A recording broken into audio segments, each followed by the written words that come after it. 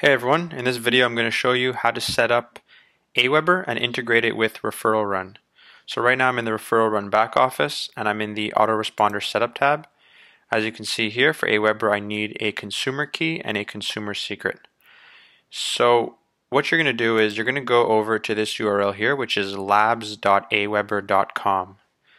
Now on this website here, which is of course Aweber's website, you're going to have to create a separate account, which is not going to be the same account as your normal Aweber account. All right, so you need to create a free developer account. I already have one here, but if you don't have one yet, simply click on this button, fill out this information, and it does not need to be the same information as your current Aweber account. So we're going to link them later, but right now it doesn't matter what information you use here. This can be completely separate and different from your existing Aweber account. So once you created your account and you're logged in, what you're going to do here is you're going to click on My Apps. So as you can see here, I already have an app created, but when you first log in here, you won't see any apps. So you're going to click on Create a New App. Now this app name here has to be unique, and not just unique to your account, it has to be unique to all apps that exist on labs.aweber.com. So I'm going to call this one Tutorial.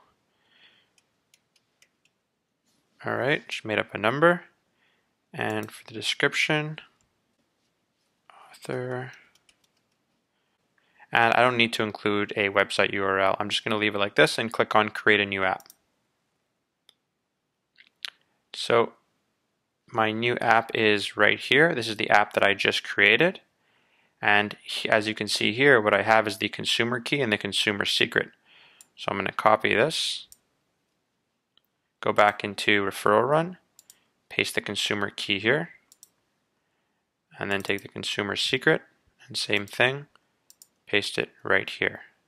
Now before clicking on Authorize, you first have to click on Save, and once your records have been saved, now you can click on Authorize Aweber App. Once you click on that, you're going to be taken to a screen where you have to log in, and this is where you're now going to associate your app with your Aweber account. So the reason why it's saying this name is because this is the app name that I just created, and this is the author that I put as the app. And now I'm going to log in with my actual Aweber information, and I'm going to click on Allow Access.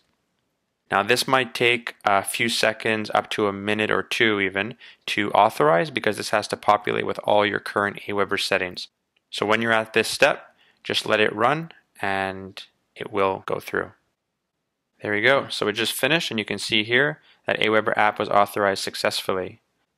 So that's pretty much it, guys. Now when you go to create a new campaign, you're going to be able to see all your Aweber lists and forms. Now, it's very important that when you do create your form for the Aweber list that you're going to use, that you only create a form that has an email opt-in and not a name and email. So you're going to want to remove first name and last name and only put it as an email opt-in, which is just a simple opt-in. And then when you create it here, it's going to be fully functional with Referral Run and will integrate perfectly.